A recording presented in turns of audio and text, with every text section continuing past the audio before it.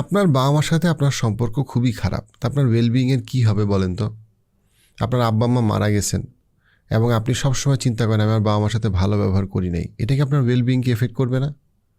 কিন্তু আমাদের বাবা মা যখন জীবিত থাকে তাদেরকে কিন্তু আমরা সম্মান শ্রদ্ধাটা করার ব্যাপারে গুরুত্বটা কোনো ওয়েলবিংয়ের ডিসকাশনে আমরা দেখি না। ইউরোপ আমেরিকানদের থেকে আমরা অনেক ভালো কিছু শিখতে পারি অবশ্যই, তাদের যেমন প্রচুর রিসার্চ হয়, তাদের গভর্নেন্সের অনেকগুলো ভালো লেসন আমরা শিখতে পারি। But at the same time ইউরোপিয়ানদের, জাপানের একটা খারাপ দিক হচ্ছে, দুর্বল দিক হচ্ছে, যেটা তাদের 100 বছর আগে ছিল না, বর্তমানে আছে, সেটা হচ্ছে তাদের ফ্যামিলি স্ট্রাকচার ভেঙে যাচ্ছে। তাদের ফ্যামিলি স্ট্রাকচার ভেঙে যাওয়ার একটা কারণ হচ্ছে 1950 সাল থেকে আপনি যদি তাদের মিডিয়াতে দেখেন, তাদের কার্টুন, তাদের মুভি, বাবা মা একটা হাস্যকর অথবা নির্বোধ ক্যারেক্টার, বাবা মার কোনো সম্মান নাই, বাবা মা একটা ঝামেলা, বাবা মা ব্যাকডেটেড। আনফর্চুনেটলি ইউরোপ আমেরিকানদের এই জিনিসটা আমরা অ্যাডপ্ট করতেছি এবং আমরা